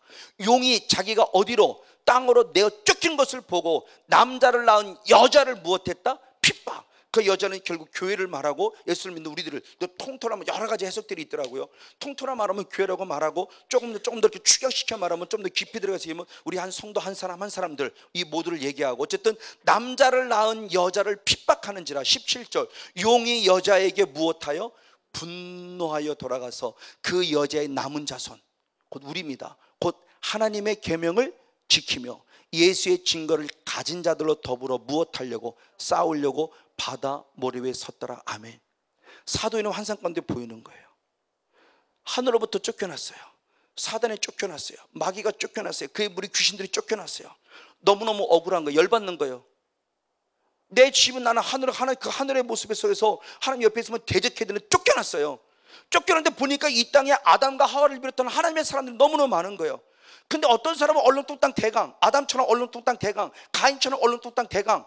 근데 어떤 사람은 아론의 그 가인의 동생 누구예요? 아벨과 같이. 어떤 사람은 셋과 같이 정말 철저히 믿음 지키는 사람들이 있어요. 그게 누구냐? 야곱의 남은 자손. 하나님은 남은 자를 찾아요. 얼렁뚱땅 대강 신앙한 자를 찾는 것이 아니라 구루통에 남은 자를 찾는데, 하나님의 계명을 지키고 믿음을 지키는 남은 자를, 그들을 짓밟아 버리려고 그들이 지금 무엇하고 있다? 분노하고 있다. 송 목사 저놈 새끼 저거, 저 사랑이 박살 내버리다 저거 아주. 그래서 교회도 부흥 안 시키고, 그나마 처음에는 좀 가다가도 맨날 육신의 병만 고치주는데, 육신의 병이 아니라 영의 문제를 다루고 들어오니까 저거 아닌데 그냥 병만 고치라고 툭툭 보냈더니 말이야, 어느부터 이게 송 목사가 자꾸 육신의 병만 고치는 것이 아니라 이게 영적인 세계들을 자꾸 천국 백성 만들어가니까 열받는 거죠. 그러니까 결국 예배당도 뺏기게 만들었고, 여기 와서 힘들고 쉬운 시간 지나면서 그나마 여기 와서도 16명이 또 나갔고, 그러면서 결국은 3월 달부터 시작해서 좀 더 계속 오면서 토요성에 쫓겨 오게 만들고, 그리고 또 결국 월성에서 쫓겨 오게 만들고. 왜 그럴까? 당연하죠. 걔가 지금 뭐 하고 있는 거예요? 분노하고 있는 거죠. 열받아 있는 거죠. 그러니까 여러분들 있잖아요. 사탄이 우리를 건드리는 것은 내가 그만큼 누구의 사람이다? 하나님의 사람이다. 자부심을 가지라는 얘기입니다. 이제는 죄 때문에 빨리 회개하면 되고요. 그렇지 않음에도 불구하고 자꾸 내게 뭔가 자꾸 뭐 안 좋은 그런 모습이 있습니까? 아, 사탄이 이게 내가 정말 주님을 잘 믿으니까 이거 하지 못하게 하시면 최후의 발악을 하고 있는 거구나. 저게 사단의 성향인 걸 하나님께서 사도 요한을 통해서 정확하게 선명히 보여주신 우리 가르쳐 주고 있는 거예요. 송 목사, 그러니까 이겨. 사탄이 지금 분내는 건 네가 야곱의 남은 자손이기 때문에 그래. 네가 하나님을 잘 사랑하고 하나님 뜻대로 살려고 발버둥 치니까 너를 그걸 못하게 하려고 지금 최후의 발악을 하고 있는 거야. 그러나 그는 패배자야. 왜? 이미 주님은 이미 승리해 놓으셨어요. 우린 이기려고 승리하려고 이기는 게 아니에요. 이미 우리는 승리해 놓은 자예요. 예수님이 이미 승리하신 자입니다. 그러니까 단일의 싸움 이기는 것 뿐이에요. 이기려고 승리하는 거 아니에요. 전 싸우는 거 아니에요. 승리는 내 것인데 안 싸웠기 때문에 패배하고 있으니까 싸워 이기라는 거죠. 승리에 이미 열매 속에 있고 우리는 싸워야 되는 거예요. 바로 이 모습 가운데 지금 사단의 존재가 우리에게 우는 사자와 같이 다가온다는 것이 과연 무엇인가에 대한 개념을 지금 주님께서 말씀하고 있는 거예요. 그래서 주님께서 말씀할 때 누가복음 22장 31절의 말씀에 베드로에게 얘기하면서 지금 사단이 우리를 무엇한다? 밀가부르듯 까부른다는 거죠. 정신없게 만드는 거예요. 공허하고 혼돈하게 만드는 겁니다. 주님의 일을 감당하면서도 공허하고 혼돈해. 엘리야가 그렇게 큰 영적인 싸움을 하고 갑자기 한순간에 다운됐어요. 그렇죠? 엄청난 영적 선한순간에 다운됐어요. 지레 겁먹었어요. 그렇게 당당히 싸웠던 한순간이. 그래서 성령 사역되는 사람들이 이런 부분들 많고, 그 성들 속에도 이렇게 영적인 싸움 하다가 처음에 뭔가 이기는 것 같아 어느 순간 팍 다운되는 경우가 분명히 있어요. 이게 사탄이 지금 밀가부로도 까부르는 거죠. 그걸 세상적으로 얘기할 때는, 그들 얘기할 때 그 광경을 그 열왕기상 19장의 말씀을 뭐라고 그러냐? 우울증이라고 그래요. 우울증. 세상의 의사들은 이게 우울증이 걸렸다? 그렇죠. 당신들이 볼 때는 혼의 세계로 보니까 우울증이지만 영의 세계로 보면 결국 누가 건들고 있는 거냐? 사단이 건드려서 우울하게 만드는 거죠. 그때 주님은 로뎀나무를 쉬라고 그러죠. 맞아요. 때로는 그래서 영적인 사람도 쉼에 대한 부분의 모습도 이제 아는 거 제가 부족하지만, 그래서 제가 시간 정말 뭐 피곤한 소리든 안 하지만 시간이 남은 시간 남 속에서 어떻게든 육신의 피곤을 빨리빨리 회복하려고 내 나름 최선을 다하는 겁니다. 왜? 피곤하다는 이유 때문에 하나님의 일을 감당하지 못하면 그것도 마귀한테 속는 거니까. 피곤하다고 마귀가 봐주지 않으니까. 그래서 피곤해요 이제 주께서 이 소리 잘 안 합니다. 저 공포했을 때 정말 피곤하고 힘들 정도로 정말 한 주, 지금도 거의지만 정말 성회를 나가면서 이렇게 하면서 교회 일도 하면서 너무너무 바쁠 때 힘들어 죽겠어 그랬다가 어느 순간 6개월 성회가 딱 멈춰지는데 나중에 기도하면서 깨달은 거예요. 네가 피곤하다고 그랬잖아. 주님이 일 안 하게 한다고. 아니죠. 그 사단의 방역이 있었겠죠. 이 모습을 깨닫고 이것도 아니구나. 피곤하다? 죽겠네? 힘들어? 그 다음부터 말 안 하는 거예요. 왜? 말 한 대로 되기 때문에. 그래서 이번에도 깨달은 게 그거예요. 108차 성회 때도 팀장을 섬기면 또 그 기도했어요. 또 하나 궁금한 게 뭐냐? 항상 기도하라, 쉬지 말고 기도하라. 이게 뭐지? 무시로, 이게 뭐지? 항상 쉬지 말고 기도하는 게 뭐예요? 무시로 기도하는 게 뭐예요? 이게 그러니까 성경에서 볼 그 의도는 충분히 알아요. 근데 그거 시원하지 않아요. 근데 우리는 개념을 기도했을 때 쉽게 얘기하면 저는 그렇게 설교했어요. 주부들이 남편을 쌀을 씻다가도 쌀순을 하는 남편을 기도한다. 맞아, 그것도 기도예요. 틀린 얘기는 아니에요. 근데 그거 갖고 제 마음이 시원하지 않았어요. 그래서 하나님 쉬지 말고 기도하라고 뭐고 무시로 기도하는 게 뭡니까? 라고 했을 때 또 다른 주님의 선명한 음성이 들리는 거죠. 네가 평상시 하는 말이니라. 말이고 기도구나. 그래서 베드로는 4장 11절의 말씀에 무슨 말을 하든지 하나님의 말씀을 하는 것 같이 하라. 이 말씀이 딱 그렇구나. 이게 그냥 일상적인 대화가 아니라는 거예요. 왜? 주님은 말한 걸 다 듣는다고 했거든요. 이게 기도구나. 그러니까 평상시에도 말하는 거 주의되는구나. 부정적인 말 하지 마세요. 그거 기도예요. 꼭 무릎 꿇어만 기도가 아니고요. 항상 기도하는 거, 무시로 기도하는 거, 쉬지 않고 기도하는 게 바로 우리가 평상시 말. 그러니까 더 조심해야 되는구나. 그 저를 확실히 깨닫는 거죠. 기도는 기도는 되게 많이 막 7시 매일 해놓고 근데 있잖아. 그리고 금방 원명 불평 불만하고 근데 있잖아. 뭐 때문에 안 되고 뭐 때문에 아니 기도는 뭐하라 했어요 그러면? 하게 되고 기껏 기도해놓고 이래서 한다고 저래서 그래서 안 되겠지? 안 된다고 해놓고 뭐하러 기도했냐고요. 기도해서 할 것을 믿음을 가졌으면 하나님이 해주실 거에 대한 믿음을 가졌으면 뭣도 되면 이래도 되고 저래도 되고 안 되는 여건 되는 여건으로 만들어가고 달라져야죠. 그것이 말로 표현되는 거죠. 그렇죠? 될 수 있어. 하나님이 하신다고 그랬어. 나 그렇게 기도했어. 기껏 기도해놓고. 그러니까 우리들의 모습 가운데서 정말 우리가 영이라는 비밀을 알지 못하니까 완전 반대로 살잖아요. 육으로 사는 것을 영으로 영적인 전혀 깨달음이 없이. 그러니까 사단의 존재가 얼마나 좋아하겠냐는 거죠. 이게 미치고 팔짝 뛰는 거죠. 그래 계속 그래 서목사처럼 계속 그래. 그럼 내가 네 교회 부흥시켜 줄게. 사람은 찾아오는 것 같아요. 근데 공허하고 혼돈해요. 하면 할수록 공허하고 혼돈하고 뭔가 뭐지 이게 뭔가 왜 의아평가 실학이 아니라 뭔가 왜 찝찝하고 왜 자꾸 이런 마음이 들지? 그 사단의 역사에 대한 부분의 모습이 지금 우리들이 어떻게 다가오는 것에 대한 부분 속에서 한 부분의 모습을 지금 가리켜주고 있는 모습들이죠. 맞습니다. 그랬을 때 이 모습을 잘 알고 있는 바로 욥의 모습이죠. 그래서 욥의 모습을 결국은 그의 물질과 자녀들을 다 뺏어갑니다. 물론 하나님의 허락 속이지만 그랬을 때 그는 놀라운 답을 합니다. 요한복음 참 욥기서 1장 21절 22절의 말씀이나 욥기서 2장 10절의 말씀을 보면은 주신 자도 하나님이시오 가져간 자시도 하나님이라 말하며 승리하고 의아평의 실학 속에 괜찮아 나는 여호와를 기뻐해. 내가 무화과 나무가 없다 한다 할지라도 포도나무 열매가 없다 한다 할지라도 내 우리의 우양간에 내가 소가 없다 한다 할지라도 나는 나를 구원하신 여호와를 기뻐해. 얼마나 감사한지 몰라요. 이게 하나님의 나라 열매예요. 근데 그것도 길어지니까 아니더라고요. 그것도 길어지니까. 그래서 여기서 3장 1절 말씀을 봅니다. 3장 1절 말씀과 맨 마지막의 말씀 25절 26절 말씀. 먼저 25절 26절 말씀을 봅니다. 욥기서 3장 25절 26절 말씀 같이 한번 봅니다. 시작. 나의 두려워하는 그것이 내게 임하였고 나의 무서워하는 그것이 내 몸에 미쳤구나. 평강도 없고 안원도 없고 안식도 없고 고난만 임하였구나.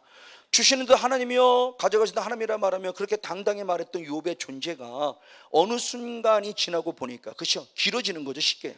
그러면서 의와 평강과 실학은 없고 내 안에 남아있는 건 무엇뿐이 남아있다? 고난만 남아있어. 그래서 3장 1절에 이렇게 고백합니다. 3장 1절을 봅니다. 3장 1절 시작. 그 후에 욥이 입을 열어 자기의 생일을 무엇했어요? 저주했어요. 쉽게 말하면 왜 태어났니 이거죠. 태어난 날 축복함이 아니라 왜 나를 태어나게 해갖고 자기의 생일을 저주했다. 결국 하나님을 저주하는 거죠. 왜 나를 태어났고 자기가 태어난 생일을 저주하는 자가 되고 말았어요. 그 사단이 얼마나 기뻐했겠냐고요. 저도 역시 저주까지는 안 했지만 힘들었어요. 예배당을 4개월을 뺏기면서 남은 1월 첫째 주 2016년 2월 첫째 주에 기도는 찾아가서 3일 금식기도 하면서 진짜 완전 죽을 뻔했어요. 그래서 내 스스로 생각하면서 이곳이 내 배에 무슨 암이라도 있는 건가? 이런 생각. 왜? 그래도 물은 먹었는데 물만 먹으면 계속 설사하고 완전히 3일 정도야 괜찮은 거 아닙니까? 3일도 저는 못 견뎠어요. 근데 어떻게든 3일을 했어요. 그리고 와서 오자마자 제가 내시경을 해본 거예요. 혹시라도 싶어서. 그럴 때는 저를 두렵게 했어요. 그렇다고 원망하지는 않았어요. 감사한 거죠. 순간 마음이 철렁 내려앉았어요. 길어지니까 너무너무 이 예배당을 뺏기면서 예배를 드리기 어렵고 기도하기 어려운 상황들이 길어지니까 가슴이 그러면서 기도한다고 올라갔는데 금식하며 기도하다가 이런 일이 생겼으니 가슴이 철렁 내려앉는 거예요. 이거 혹시 암인가? 끊임없는 공격입니다.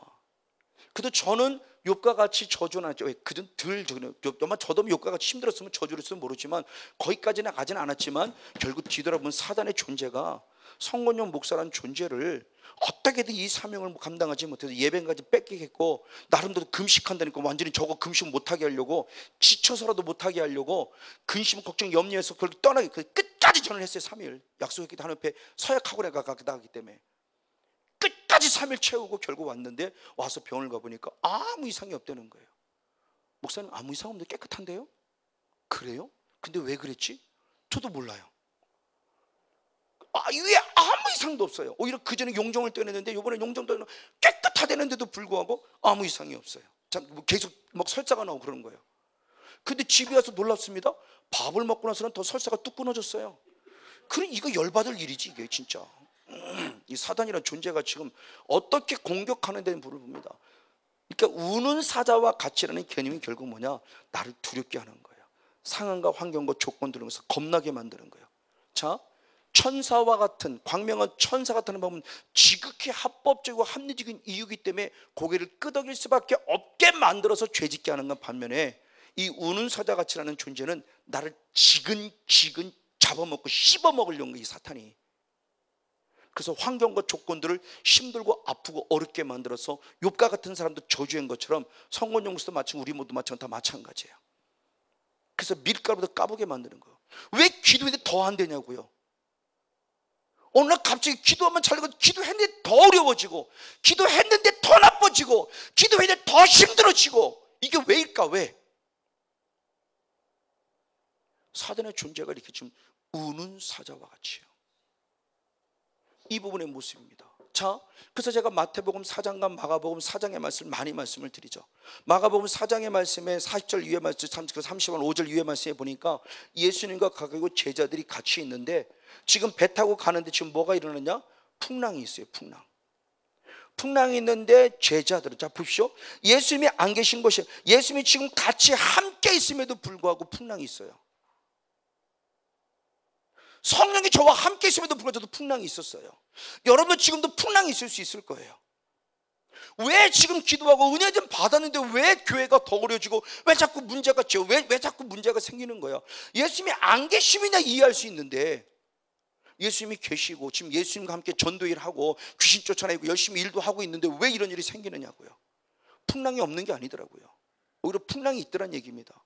근데 풍랑을 대하는 자세가 완전히 달라요. 제자들은 난리가 났습니다. 죽겠다고 그러는데 하나님, 예수님 죽겠습니다, 좀 살려주세요. 별별 방법을 다 동원해보고 해보지만 뭐 짐도 버려보고 배도 좀 가깝게 좀 가볍게 해보지만은 그래도 더 풍랑이 일어요. 근데 이 시간에도 예수님은 지금 우리가 잘 아는 대로 무엇하고 계시다? 주무신다 그래요. 근데 이 주무신다는 개념 속에서 주석들을 보면 이게 주석이 얼마나 엉망이냐를 보는 겁니다. 주석이 뭐라고 단 줄 아닙니까? 예수님의 사역이 너무너무 피곤해서 풍랑이 와도 풍랑을 느낄 수 없을 만큼 피곤해 주무시는 거라고 주석도 이렇게 달고 있습니다. 이게 지금 저도 옛날에 그렇게 설교했어요. 왜? 영의 세계를 모르니까. 영의 세를 모르니까 주석에 그래도 그나마 왜 신학자들이 썼고 나름대로 성경을 연구했다는 썼으니까 100% 믿고 저도 그렇게 해석했죠. 저도 그렇게 설교했었고요. 예수님이 이만큼 피곤할 정도로 일하시는 분입니다. 우리도 그래야 됩니다 라고 또 기가 막히게 적용까지 했었어요. 이게 얼마나 얼토당토한 얘기냐고요.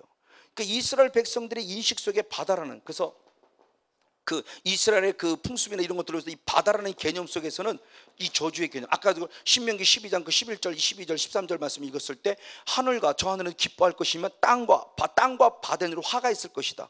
그 바다라는 개념 속에서, 물이라는 개념 속에서 바다의 개념은 이스라엘이 별로 좋은 의식을 갖고 있잖아요. 영적인 의식 속에서. 그런 부분 속에서 지금 풍랑이 있는 겁니다. 근데 예수님은 편안해요. 나중에 예수님을 깨웁니다. 하다가 안 되니까. 예수님, 우리 죽게 됐습니다. 살려주세요. 그랬더니 예수님 뻘떡 일어납니다. 그리고 뭐라고 그러느냐, 이 믿음이 없는 자들하고 책망해요. 믿음이 있는데 왜 믿음이 없다고 그러냐는 얘기예요. 그러면서 뭐냐냐, 왜 무서워하느냐, 책망해요. 결국 뭐냐, 지금 우는 사자가 사탄이 우는 사자 삼킬 자를 찾으면서 무섭고 두렵게 만드는 거예요. 환경과 조건들을. 그럴 때 환경과 조건을 무서워서 예수님 깨우는 거 당연한 거잖아요. 예수님이 도와줘 주겠으면 도와줘, 기도하는 거 당연한 거잖아요. 기도한 것 자체가 잘못된 게 아니에요. 그럼에도 불구하고 주님은 믿음이 없다고 표현했어요. 왜? 무서웠어요. 왜? 선포하지 않았어요. 그리고 예수는 뻘떡 일어나, 이건 아무것도 아니라는 거죠. 왜? 주님은 창조자입니다. 그래서 일어나 바다야 무엇하라? 잠잠하게 만듭니다. 이게 주님의 능력이에요. 자, 이 부분의 모습이에요. 결국 오늘 우리들도 이제는 깨닫는 거예요. 하나님 도와주세요 끝나지 말고 도와주세요 기도했으면 그 다음에는 뭐 하세요? 선포하십시오. 예수님도 말씀의 무게를 갖지만 마귀가 떠나간 거 아닙니다. 이기긴 했지만 마귀가 떠나가라고 명령할 때 마귀가 떠나갔어요. 이게 영의 세계예요. 예수님이 영의 비밀을 우리에게 알려주는 거예요. 예수님 너무 힘든데 도와주세요. 맞아요. 도와주시면 기도 당연히 해야 돼요. 거기서 멈추지 말라는 겁니다. 자, 마가복음 4장 40절 말씀, 39절부터 39절 40절 말씀 읽겠습니다. 39절 40절 마가복음 4장. 네, 같이 있습니다. 시작. 예수께서 깨어 바람을 꾸짖으시며 바다들을 이시되 잠잠하라 고요하라 하시니 바람이 그치고 아주 잔잔해지더라. 아멘. 그 다음에 40절. 이에 제자들에게 이르시되 어찌하여 이렇게 무서워하느냐, 너희가 어찌 믿음이 없느냐. 이게 우는 사자와 같이 삼킬 자를 찾는 사탄의 특성입니다. 그래서 무서워 두렵게 떨리게 만들어 결국 믿음이 없게 만든다. 이게 사단의 특성이에요. 환경과 조건, 물질, 남편, 아내, 부모님, 자녀들. 그러니까 광명한 천사같이 다가오는 사단의 방법과 우는 사자와 같이 다가오는 사단의 방법의 모습이 분명히 다름에 대한 모습을 봅니다. 그래서 우리가 잘 알고 있는 에덴 동산에도 결국 그들이, 아담과 하와가 죄를 범한 다음에 그들의 존재가 뒤로 숨었을 때 하나님이 소리를 듣고 그리고 두려워 숨었다고 그랬죠. 두렵게 만들어요. 자꾸 무섭게 만들어요. 그러나 주님은 말씀합니다. 두려워하지 말라. 왜? 대표적으로 신명기 3장 22절의 말씀을 봅니다. 신명기 3장 22절. 네, 한 목소리로 같이 한번 있습니다. 시작. 너희는 그들을 두려워하지 말라. 너희 하나님 여호와 그가 너희를 위하여 무엇 해주리라? 할렐루야. 이 믿음을 갖지 않아. 주님 말합니다. 절대 두려워하지 말라. 왜? 누가? 하나님께서 나를 위해 무엇 해주기 때문에, 싸워주실 것이기 때문에. 할렐루야. 이것이 하나님 우리들에게 주는 믿음이에요. 그러니까 어떤 환경, 어떤 조건에 있든지 환경과 조건 속에서 우린 절대 주저하고 멈추는 자가 아니라 항상 하나님 앞에 가까이 나아가는 자가 된다. 왜? 사탄의 존재는 성경에서는 하나도 무섭다라는 개념이 없고 더럽다라는 존재예요. 성경에서는 사단의 하는 일들의 존재의 모습을 하나도 무섭다라는 개념으로 말하고 있는 것이 단 한 군데도 없어요. 근데 내가 무섭게 느낄 뿐이에요. 오히려 성경은 사단의 존재를 누구라고 말한다? 더러운 존재. 그래서 제자들에게 말할 때도 마태복음 10장 1절 말씀할 때 더러운 귀신을 쫓아내게 하는 권능을 주셨다고 그랬어요. 귀신의 존재는 더러운 존재예요. 근데 반드시 청소를 해야 되는 거죠. 근데 우리는 지레 겁먹어요. 이게 사단이 원하는 방법이에요. 이 모습에 우리 이겨야 돼요. 자, 그러면 오히려 우리의 모습을 어떻게 할 것인가? 이런 것들의 결과가 오면 오히려 미가복음 이번에 그 하나님의 의에 대한 설명하면서 미가 6장 9절의 말씀을 통해서 매를 말 때 순이 맞으라. 있을 수 그래, 내 죄 때문에 그런 거야? 그러면 또 하나님의 허락 속에 있는 거? 그러면 사탄이 했어? 그래도 하나님의 허락 속에 괜찮아. 오히려 네가 나를 건드려? 네가 나를 건드린 것은 네가 그만큼 나를 하나님의 사람을 인정하고 있다는 거구나. 나는 싸워 이길 수 있어. 할렐루야. 이게 베드로가 가진 고백이죠. 베드로전서 4장 1절 2절의 말씀을 봅니다. 베드로전서 4장 1절 2절. 네, 같이 있습니다. 시작. 그리스도께서 이미 육체의 고난을 받으셨으니 아멘. 너희도 같은 마음으로 갑옷을 삼으라. 이는 육체의 고난을 받은 자가 죄를 그쳤음이니 그 후로는 다시 사람의 정욕을 쫓지 않고 오직 하나님의 뜻을 쫓아 육체의 남은 때를 살게 하려 함이니라. 아멘. 베드로는 걸 깨달은 거예요. 역경과 고난 속에서 이 역경과 고난이 무엇으로 왔구나? 죄로 왔구나. 그럼 어떻게 살아야 되지? 이제는 죄와 싸워 이기고 죄와 상관없이 오히려 하나님의 뜻을 이루는 삶을 살아야겠다. 이것을 살린 주님의 뜻이 있음을 깨달아 알면서 고백하는 거죠. 진짜 우리가 두려워할 분은 사단이 아니라 하나님입니다. 왜? 그분은 내 영, 육의 부분을 지옥으로 보내는 분 때문에 우리는 그분을 정말 두려워할 줄 아는 자가 돼야 된다는 거죠. 그럼 중요하죠. 이 나를 두렵게 하고 하는 이 사단의 것을 싸워야 되는데 어떻게 싸워야 할 거냐는 겁니다. 누가복음 22장 31절 32절. 누가복음 21장 31절 32절입니다. 시작. 시몬아 시몬아 보라 사단이 밀가루를 하려고 너희를 청구하였으나 그러나 내가 너희를 위하여 내 믿음을 떨어지지 않기를 기도하였노니 너는 돌이킨 후에 내 형제를 굳게 하라. 아멘. 자, 예수님이 베드로를 위해서 지금 무엇하느냐? 기도하고 있는 거예요. 왜? 사탄의 존재가 밀가루도 까부르고 있어요. 아까 마태복음 16장 23절의 말씀에 사탄아 물러가라 라고 명령했는데 떠나가는, 잠깐 물러간다 다시 틈탄 거죠. 또 틈타고서 흔들어 보는 걸 보는 거예요. 밀가루도 까부르는 걸 보는 거예요. 이것 때문에 하나님께서 베드로를 세우셔서 지금 무엇했다는 거예요? 하나님의 아들 예수님도 사단과 싸우기 위해서 결국 무엇 하셨어요? 기도하셨어요. 그래서 예수님은 습관을 따라 기도하셨어요. 새벽 기도를 누가 만들었냐? 누가 그랬다고 그러죠? 누가 새벽 기도를 만들어서? 예수님이 만드셨죠 뭐. 그럼 해야죠 우리도. 누가 철학기를 만들어서? 예수님 만드셨죠 뭐. 그럼 예수님 따라 해야죠 뭐. 다 예수님 만드셨더라고요. 예수님 스스로 친히 하셨더라고요. 습관을 따라. 사단과 싸우기 위해서. 그러면 예수님이 평상시 기도했던 모습 속에서 기도의 내용들은 구체로 기록되어 있지 않지만 이런 말씀 저런 말씀들을 통해서 볼 때 예수님이 결국 습관을 따라 낮이고 밤이고 또는 때로는 새벽이고 예수님이 하나님께 나아가 기도했던 모습은 결국 무엇이었을까라는 거죠. 영적인 모습에서 결국 영적 싸움을 승리하기 위한, 오늘 그것을 베드로를 통해서 보여주는 겁니다. 그러면서 마귀도 우는 사자같이 부르짖어 우리를 두렵게 한다면 우리도 똑같이, 자, 그놈이 우리를 우는 사자같이 큰 입을 벌이고 사자 배가 고파서 우는 사자와 같이 하고 있다면 우리도 똑같이 되지 않겠냐는 거죠. 우는 사자와 같이 그가 어흥거리고 부르짖어 우리에게 겁을 주고 있다면 우리도 똑같이 역시 해야 된다는 겁니다. 사단과 싸울 때 은매 기죽어 그러고 그럼 나는 기가 죽어 있지 말고요, 똑같이 하자라는 거예요. 왜? 주님께서는 창세기 49장 9절의 말씀에 유다를 누구라고 그러느냐? 사자와 같다고 축복했어요. 한번 창세기 49장 9절을 봅니다. 창세기 49장 9절 같이 있습니다. 시작. 유다는 사자 새끼로다. 내 아들아 너는 움킨 것을 찢고 올라갔도다. 그의 엎드리고 웅크림이 숫사자 같고 암사자 같으니 누가 너를 범할 수 있으리라. 할렐루야. 하나님께서 유다에게 축복하는 거예요. 근데 유다에 대해서 누구냐? 예수 그리스도. 예수도 똑같이 했다는 말씀이에요. 승리했다고 선포합니다. 계시록 5장 5절 예수님을 얘기합니다. 계시록 5장 5절을 봅니다. 역시 있습니다. 시작. 장로 중에 하나가 내게 말하되 울지 말라. 죄송합니다. 울지 말라.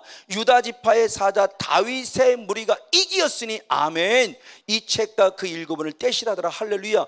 유다 지파의 사자 다윗의 뿌리가 누구냐는 거예요. 예수 그리스도. 그분께서 못했다? 이기셨다는 거예요. 자, 우리의 하나님께 예수가 누구냐? 유다 지파의 후손이에요. 다윗의 뿌리예요. 유다 지파를 이미 사자, 숫사자, 젊은 사자, 숫사자, 암사자 같이 그도 한번 확 움켜잡으면 절대 놓지 않는다. 할렐루야. 이미 하나님의 영적인 축복을 주셨어요. 그 사명을 예수님이 받으셨고 그 사명을 가지고 역시 승리했음에 대한 모습을 보는 거예요. 그러면서 그것이 바로 유다만 그렇고 예수님만 그러냐? 아니다. 미가서 5장 8절을 봅니다. 미가서 5장 8절. 아까 야곱의 남은 자를 얘기했는데 야곱의 남은 자가 누구냐는 거 얘기합니다. 같이 한번 있습니다. 미가서 5장 8절 시작. 야곱의 남은 자는 열국 중과 여러 백성 중에 있으니 그들은 수풀의 짐승 중에 사자 같고 양떼 중에 젊은 사자 같아서 만일 지나간 자 밟고 찢으리니 능히 구원할 자가 없을 것이라. 할렐루야.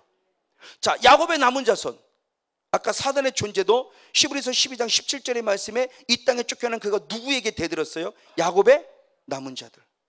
그 야곱의 남은 자들이에요. 이제 그럼 우리도 누구와 같다는 그 우리들이 젊은 사자 같다는 겁니다. 우리도 이제 우리들이 축복이에요. 역시 유다지파 예수님만 아니라 그의 후손인 영적인 남은 자, 끝까지 믿음 지킨 남은 자, 우리도 똑같은 하나님의 젊은 사자와 같다. 그럼 우리도 결국 뭐 하라는 거예요? 똑같이 부르짖으라는 거죠. 근데 왜 기도할 때 부르짖질 않냐고요. 몇 번 얘기했죠. 제가 이 은혜 받기 전입니다만 어떤 A4 용지 한 장 되는 부분을 저희 성도들이 나눠줬어요.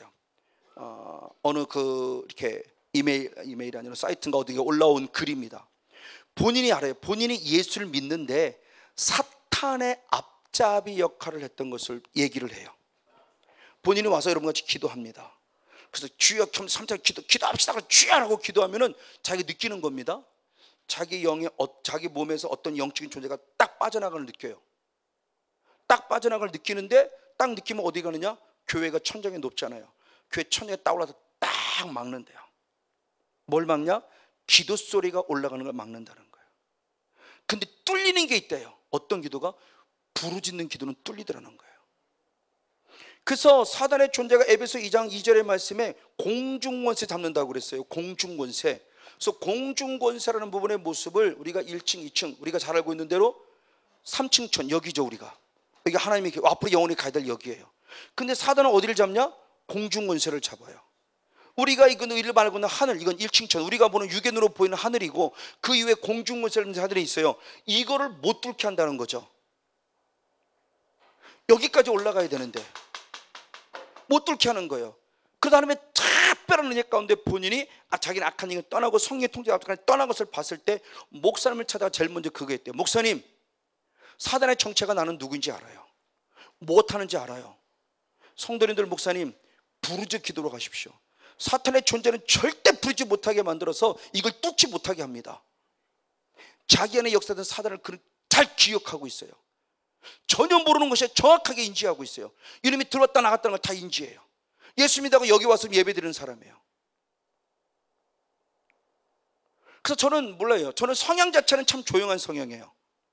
그러나 말씀이 진리입니다. 고등학교 1학 때부터 성경을 여기까지 왔는데 목사님이 성경 읽으라고 그래서 그때부터 읽기 시작하면서 읽기 시작했는데 성경이 진리를 믿고 있다면 부르짖어 기도처럼 부르짖어야죠. 저는 성격 조용합니다. 그러나 찬양하고 기도하고 말씀 전할 때만큼은 아니에요.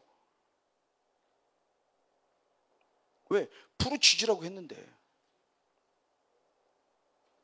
이사야 58장 1절의 말씀에 외치라고 했는데, 회개의 복음을 크게 소리지르라고 외치라고 했는데, 회개하세요 이겁니까?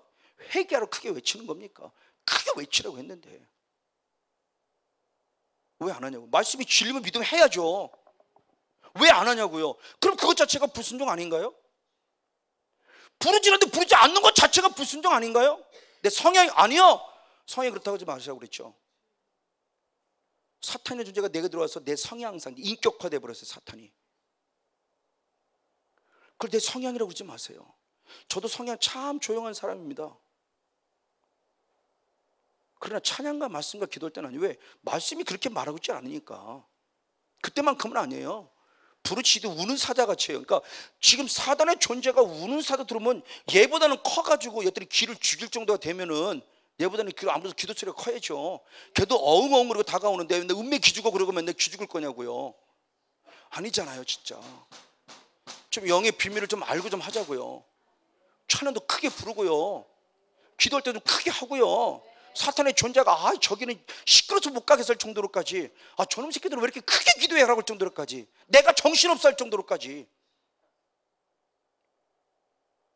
내가 큰 소리가 아니라 저 소리가 더 커라고 할 정도로까지, 도저히 들고 싶어도 못 들을 정도로까지 기도하자라는 겁니다. 찬양하자는. 우는 사람 다가오는 얘를 싸울 수 있는 방법은 바로 이거라는 거죠. 정말 예수님의 기도가 어땠을까? 제자들의 기도가 어땠을까? 지금 우리들이 기도를 원하는 주님의 영적인 자세는 과연 어떤 것일까? 이런 모습을 알고 있다면 우리의 바로 기도의 모습, 우리가 점검해 볼 수 있을 것이요. 그것으로 끝나냐? 아니요. 기도했다 한다면 그 다음에 모습에 주님 뭐라고 말씀했는가? 선포해야 돼요. 그래서 예수님 낙하기든 사탄아 물러가라 때 마귀가 떠났다고 말하는 마태복음 4장 10절의 말씀에 선포했어요. 기도했으면 선포하십시오. 선포의 능력을 저는 믿습니다. 주님이 이렇게 하셨습니다. 그리고 난 다음에는 무엇이냐? 피차가 권면해야 돼요. 히브리서 3장 12절 13절 말씀을 읽고 한 구절만 더 읽고 마겠습니다. 히브리서 3장 12절 13절. 영적 싸움에서 어떻게 싸워야 될 것인 겁니다. 시작. 형제들아 너희가 삼가 혹 너희 중에 누가 믿지 아니하는 악심을 품고 살아계신 하나님에게서 떨어질까 염려할 것이요 오직 오늘이나 일컫는 동안에 매일 피차 권면하여 너희 중에서 누구든지 죄의 육으로 강팍하게 됨을 면하라. 아멘. 영적 싸움의 승리자가 됐으면 이제는 권면하세요. 자기가 경험하고 체험한 분의 모습을 간증으로 나누세요. 피차 매일입니다. 오늘 저건 가난의 그 광야의 영성 때의 모습을 지금 그림으로 그려본 거예요. 40년 동안 뺑뺑이 도는 그 속에서 피차가 권면하는 거예요. 우린 이길 수 있어. 우린 이길 수 있어. 기도하자. 우린 기도하자. 이길 수 있어. 죄의 육에서 강팍함을 면하자. 내 마음이 강팍해진 것은 이미 내가 죄의 육을 받았다는 거야. 사탄의 지금 내 안에 지금 일하고 있다는 거야. 용납하지 마. 이길 수 있어. 싸우자. 피차 권면해야 돼요. 이게 하나부터 떨어지지 않는 거라는 거예요. 그리고 마지막 베드로후서 3장 17절 18절 말씀. 베드로후서 3장 17절 18절. 베드로는 철저히 경험한 자죠. 자기는 주님을 부인해봤던 경험이 있는 자입니다. 그때서 고백이 나옵니다. 시작. 그러므로 사랑하는 자들아 너희가 이것을 미리 알았은즉 무법한 자의 미혹에 이끌려 너희 굳센 데서 떨어질까. 무법한 자의 미혹에 이끌려 굳센 믿음에서 떨어질까 삼가라. 어떻게? 그러면서 어떻게 할 것이냐? 오직 우리 주 곧 구주 예수 그리스도의 은혜와 저를 아는 지식에서 어떻게 하라? 날마다 자라가라. 영광이 이제와 영원한 날까지 저에게 있을지어다. 아멘. 하나님의 은혜 속에서 주를 그리스도를 아는 지식의 은혜 속에서 날마다 자라가는 영성. 할렐루야. 결국 말씀과 찬양과 기도입니다. 주님의 은혜가 더 충만하게 임하시는 지성소의 영성, 하나님의 영광에 대해 가득하게 임하는 거룩한 영성, 영성이 회복되어짐을 통해서 영적 삶에 멋지게 싸워. 그도 내게 우는 사이 다가온다면 그것 때문에 당황스러운 자가 아니라 무섭고 두리고 떠는 자가 아니라 나도 이제는 젊은 사자가 되었다는 사실, 나도 이제 숫사자가 되었다는 사실을 하나님의 은혜 속에 힘입었기에 강하고 당당하게 부르짖어 찬양하고 기도하고 말씀 안에 굳건히 서서 믿음에서 떨어지지 않고 하나님의 떨어지지 아니하는 영적 주인공 모두가 되어 영적 삶의 승리의 주인공 모두가 되기를 주님의 이름으로 간절히 축복하고 축원을 드립니다. 할렐루야.